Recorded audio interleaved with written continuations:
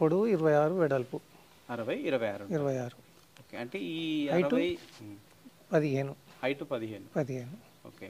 60-26 ఉన్నటువంటి ఈ షెడ్ అంటే మీరు నిర్మించుకురు కదా సార్, ఎంత ఖర్చు అయింది సార్ మీకు? 13 లక్షలు అయింది. 13 లక్షల వరకు ఖర్చు అయింది. 13 లక్షలు. అంటే మనకు దీనికి ఈ సెరికల్చర్కి మనకు సబ్సిడీ వస్తుంది అంటారు, అంటే షెడ్ నిర్మాణానికి. మీరు అట్లా ఏమైనా ప్రయత్నం చేశారా సార్? ఓకే. ఎంత వస్తుంది సార్? 280 వచ్చింది. 280 వరకు వస్తుంది. నమస్తే, మీరు చూస్తున్నారు దేశం కోసం మన రైతు. అయితే మనం ఏంటంటే మనం చాలా రకాల పంటలు చూస్తూ ఉంటాం. అయితే కొంచెం విభిన్నంగా పంటలు కూడా ఉంటాయి. అదేంటంటే మనకు మలబరీ తోటను సాగు చేసి ఆ మలబరీ తోటను మన ఏవైతే సిల్క్ వామ్స్ ఉంటాయో వాటి మేతగా ఇచ్చి మనం ఈ సిల్క్ వామ్స్ ఒక పీరియడ్లో అవి తినేసిన తర్వాత మనకి కక్కున్స్ అనేటివి తయారవుతాయి. వాటిని కలెక్ట్ చేసుకొని మనం సిల్క్గా మార్కెట్లో అమ్మడం జరుగుతూ ఉంటుంది. అయితే అట్లా మనకు చాలామంది రైతులు చేస్తూ ఉంటారు.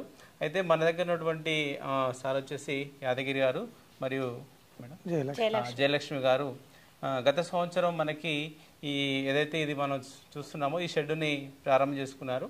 అసలు ఎందుకంటే ఈ యొక్క సిల్క్ వామ్ ఫార్మింగ్లోకి ఎలా రావడం జరిగింది, అంటే ఇప్పటి వరకు అంటే వీళ్ళు స్టార్ట్ చేసినప్పుడు ఇప్పటి వరకు ఎన్ని బ్యాచెస్ తీయడం జరిగింది, అంటే ఒక బ్యాచెస్ తీయాలంటే ఎలాంటి జాగ్రత్తలు తీసుకోవాలి, మరి మొదటిసారి ఎన్ని ఎగ్స్ వచ్చినాయి, మరి ఈ ప్రజెంట్ ఒక బ్యాచ్ అయితే చివరి దశకు వచ్చింది, అంటే ఈ చివరి దశ అయిపోయేసరికి ఎలాంటి జాగ్రత్తలు తీసుకోవాలి, మరి వచ్చినటువంటి మనం ఏవైతే ఉంటాయో కక్కున్స్ కలెక్ట్ చేసుకొని మన మార్కెట్ తీసుకెళ్తే అక్కడ రేట్ ఎలా ఉంటుంది, ఇట్లా పూర్తి వివరాలను వారిని అడిగి తెలుసుకునే ప్రయత్నం చేద్దాం.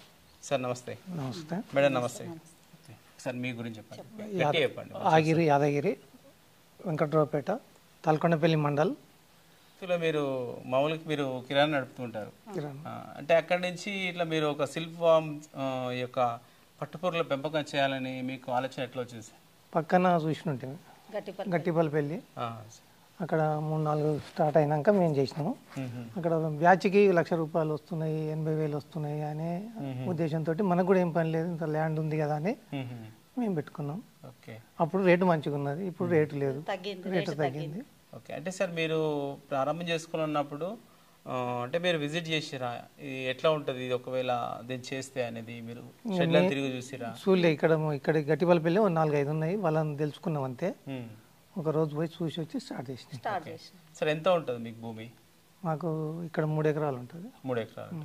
అంటే మనం ఇది స్టార్ట్ చేసుకోవాలంటే ఇంత భూమి ఉండాలని ఏమైనా ఉంటుందా సార్? 3-4 ఎకరాలు ఉంటేనే చేసుకోవచ్చు. 2 బ్యాచీలు వస్తుంది.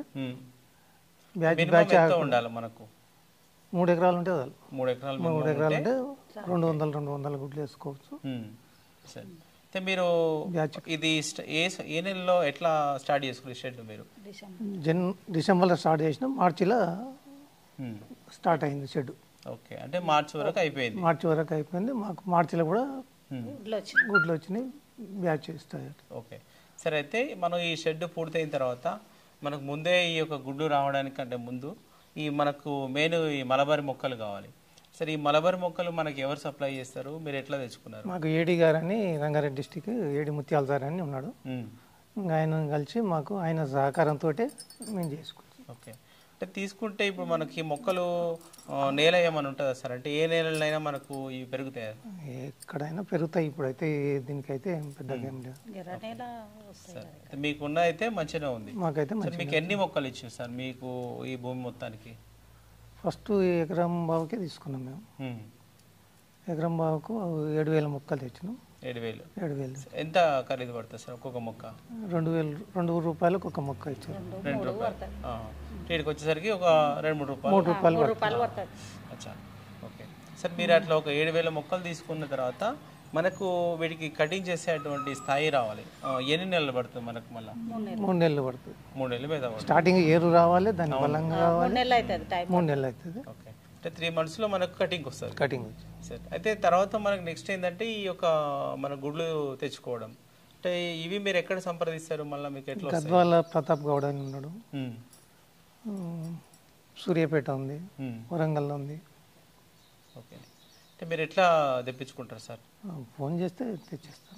అంటే మీరు ఒక లైన్లో 4 ఫారాలు ఉంటాయి కదా, అవును, అక్కడ వచ్చి ఇచ్చిపోతాం. ఓకే. అంటే సార్ ఇప్పుడు ఎగ్స్ ఇక్కడికి వచ్చిన తర్వాత హ్యాచ్ అవుతాయా లేకపోతే మీకు పిల్లలు వస్తుంటాయా? పిల్లలు వస్తాయి. పిల్లలే వస్తాయి, చిన్న చిన్న బాక్సులలో వస్తాయి. అచ్చా అచ్చా.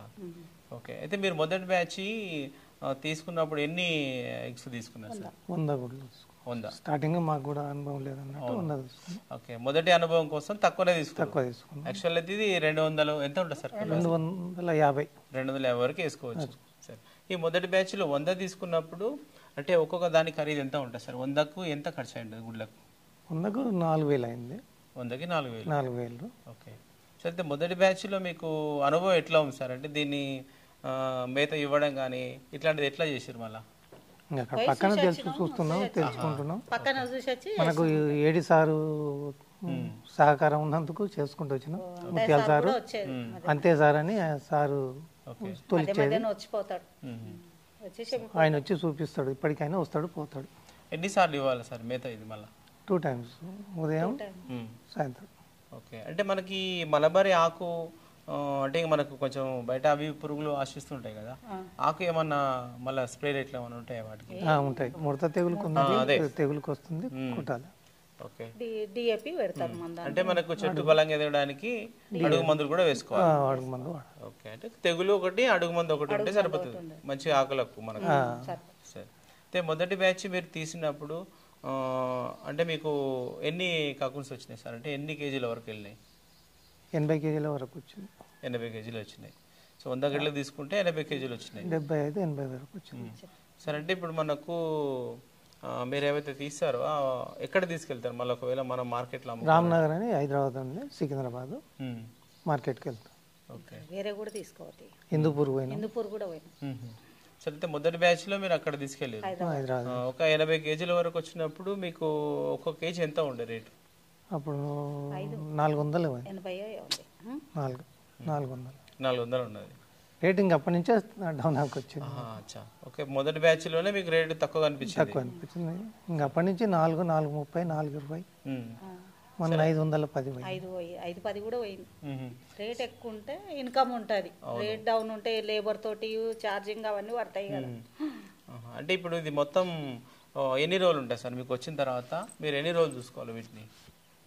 25 రోజులు. 25 రోజులు. 25 రోజులు. ఓకే. 25 రోజుల్లో మనకు మొత్తం పంట తయారవుతుందా? ఎగ్గు తయారైపోతుంది. ఎగ్ తయారవుతుంది. ఓకే. అంటే మనకు ఆ కక్కును తయారు అవ్వడానికైతే 25 days కంపల్సరీ. సరే. అయితే ఒకసారి మనకు తయారైన తర్వాత మనం మళ్ళీ ఎన్ని రోజులు తీసుకోవాలి సార్ వాటిని? ఆ చంద్రికలు ఉంటాయి కదా, చంద్రికలంగా 5 రోజులు 4 రోజులలో తీసుకోవాలి. ఒకవేళ మనం ఏమైనా డిలే అయితే సార్, లేట్ అయితే 5-6 రోజులు అంతకు ఎక్కువ ఉంటే కూడా దానికి పురుగు తయారై బయటకు వెళ్ళిపోతుంది. అచ్చా. అంటే మనకు దాన్ని పొక్క పెట్టుకుని బయటకు వచ్చి. అచ్చా. ఓకే. 3 రోజులు 4 రోజులకే చూసుకోవాలి అవి. సరే. అంటే ఇప్పుడు ఈ వర్క్ అంతా మీరే చేసుకుంటారా సార్? అంటే ఇప్పుడు ఈ మేత కోయడం కావచ్చు, వీటికి ఇవ్వడం కావచ్చు, మనం ఏం చేయం.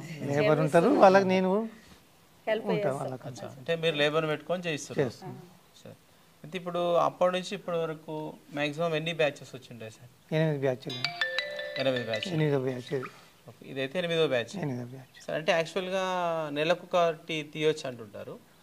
అప్పుడు నాకు మేత లేనందుకు తీయలేకపోయినా ఇప్పుడు నెలకు వస్తుంది అన్న. ఓకే. అంటే ఇప్పుడు మీరు ఒక సీజన్ అయితే అయిపోయింది మనకు, ఎండాకాలం వానాకాలం ఒక సంవత్సరం అన్ని సీజన్లు అయిపోయినాయి. అన్నిటికీ నాటలేదు, మొత్తం నాటలేదు, పొలం మొత్తం నాటలేదు, సగం నాటినాము సగం నాటలేదు. అప్పుడు నాటనందుకు రాలేదు. ఇప్పుడు అన్ని సీజన్లో మీరు చూసారు సార్. అంటే ఈ మనకు పట్టుపురుగుల పెంపకం చేసేటప్పుడు ఎట్లా జాగ్రత్తలు తీసుకోవాలి సార్? అంటే ఇప్పుడు ఈ వర్షాకాలం ఉందనుకోండి, మనకి టెంపరేచర్ మెయింటెనెన్స్ అంటారు, చలికాలం ఉందనుకోండి, ఎట్లా జాగ్రత్తలు తీసుకుంటారు? ఇంకా తీసుకోవాలి. ఏ కాలంలో ఆ టైం తీసుకోవాలి. ఎండాకాలంలో కూల్గా ఉండాలి, వేడిగా ఉండాలి, చలికాలంలో వేడిగా ఉండాలి, ఎండాకాలం చల్లగా ఉండాలి. ఎండాకాలం కొంచెం చల్లగా చూసుకోవాలి, మీద స్ప్రింక్లర్ పెట్టుకోవాలి. ఎండాకాలం పెట్టిరా సరే సార్? కింద వాటర్ పెట్టాలి, కింద వాటర్ పెట్టి దీంట్లో నింపేసారు వాటర్ నింపేసినాం.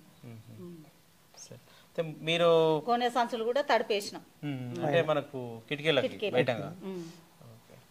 సరే. ఒక 8 బ్యాచ్ల వరకు తీసుకొచ్చారు కదా సార్. అంటే మీకు ఈ బ్యాచెస్ లో ఏదైనా మీకు ఇబ్బంది కలిగిందా? అంటే ఈ బ్యాచ్ లో మీకు ఎక్కడైనా నష్టం అనిపించింది? ఒక బ్యాచ్ పోయింది. అంటే ఆ బ్యాచ్ లో ఎన్ని ఎట్లా పోయిందంటే అది 150 మందు డబ్బా తెచ్చి కడిగినాము. ఆ వాసనకి ఆ స్మెల్కే పోయినాయి. బయట ట్రాక్టర్ తెచ్చి మందు డబ్బా కడిగిండు వాడు. బయట కొట్టి కలుపు మందు కొట్టేసి ఈడ డబ్బా కడిగిండు. కడిగినందుకు ఆ స్మెల్కి పోయినాయి మొత్తం. 15 రోజులు సాకినాం దాంట్లో. అంటే మీరు బయట పల్లికి మందు డబ్బా తెచ్చి అలా కొంచెం మందు ఉన్నట్టుంది, అది కడిగి బయట పోసిండు. ఆ వాసన మాకు ఇంట్లో ఏం లేకున్నాయి అప్పుడు పురుగులు. షెడ్ కడగనికే తెచ్చినాం. షెడ్ కడగనికే తెచ్చినప్పుడు అది బయట కడిగినందుకు ఆ స్మెల్ పురుగులు వచ్చినాయి. 2 రోజులకే 4-5 రోజులు అయింది అప్పటికి.